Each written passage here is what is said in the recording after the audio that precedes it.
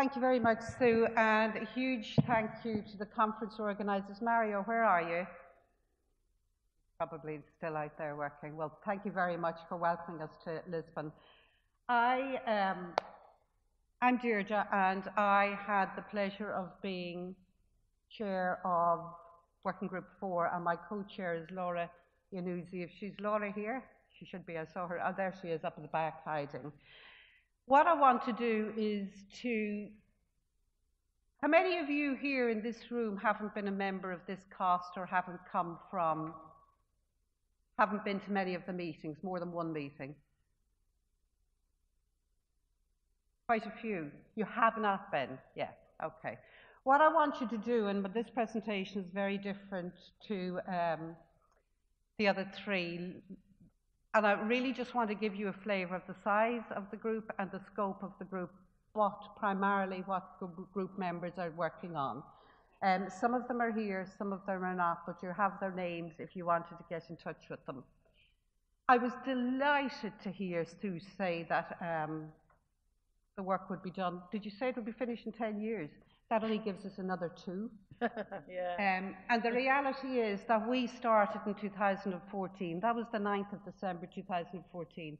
Our first meeting was May 2015.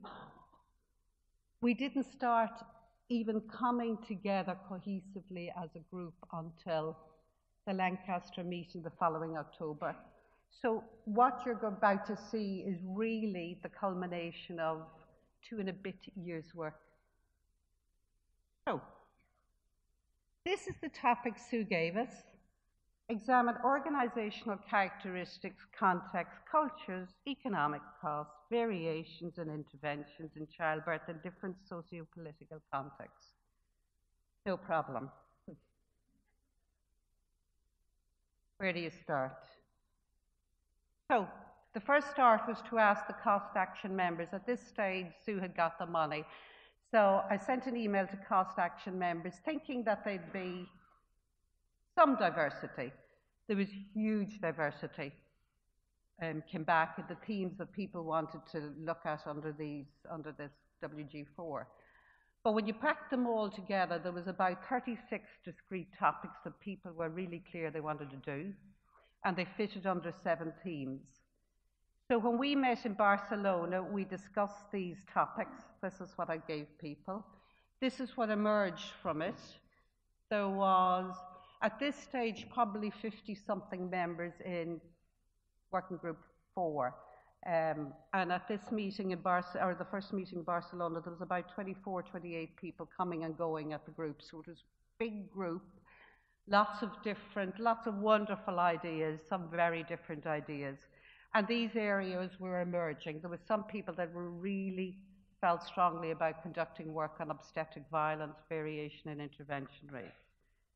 So it felt good that we were getting someplace and we were getting narrowed down on a focus that we could do.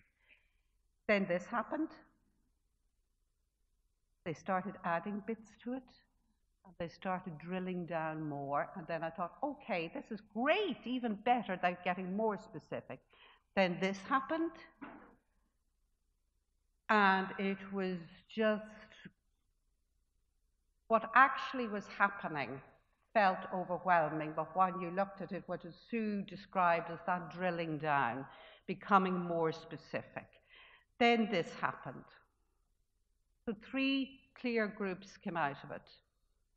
Variations in intervention rates, obstetric violence, organisation of care, and we all breathed a sigh of relief.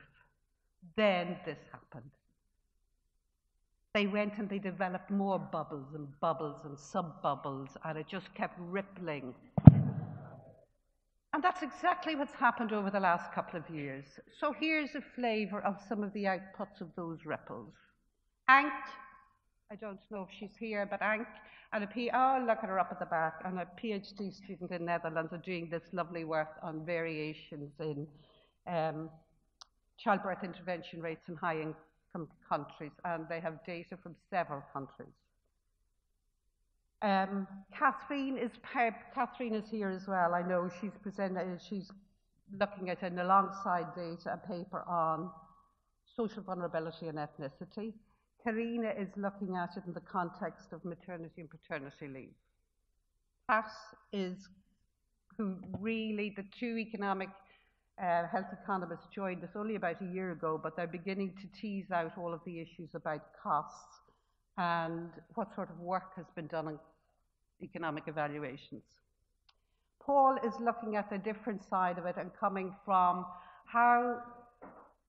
what's the proportion of cesareans that are done according to the Robson criteria, and he has created a lovely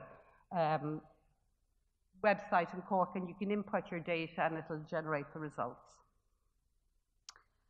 And we're also having a look at the prevalence of maternal requests, and that also includes non-medical reasons for cesarean sections. Jette is here, and Jette is leading the group on obstetric violence. And that was a very clear group from the outset. It was really to look at, and herself and Michelle from Chile and others have published a paper.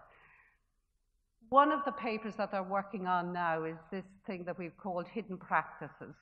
What data are not reported? Interesting question.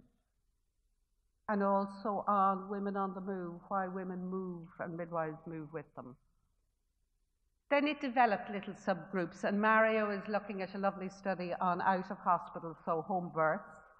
And Patricia is also looking at, Patricia did some work to inform their national guidelines on an STSM, and they got, Maria and Patricia here got funding to do, look at home births in Northern Ireland.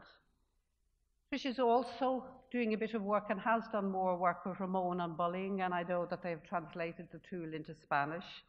And in Ireland, we're hoping to get some funding to do an all-Ireland survey of work health and emotional lives of midwives. Dolores, she's been busy, really busy.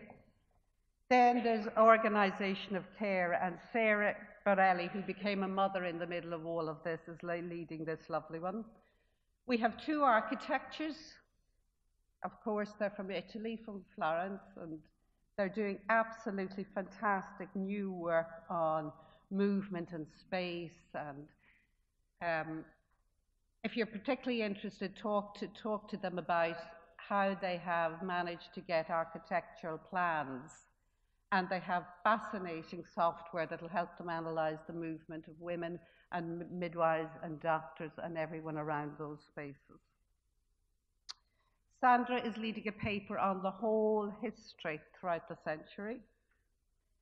Ramon, if you want to talk to someone who has shifted and implemented change, radical change in parts of Spain and in Catalonia, talk to this man. I remember years ago learning that Spain had a very medicalized birth system, and I knew some of the people in Spain very well, and I understood what it was like. Now, all you hear coming out of Spain is birth centres. So, talk to Ramon. Or even better, come to our conference in Dublin because he's talking at it. Catherine is doing a project on mapping maternity care systems in Europe. We've done a separate project on variation in oxytocin regimes throughout Europe, and there's 12 countries involved in that. Mechthild has, and others have submitted the paper from all the university hospitals in Germany, and we're presenting the analysis of the data from all the other countries later. Room 203 at 11:50. Final goal, get to the 9th of December 2018. Then, keep going. Thank you.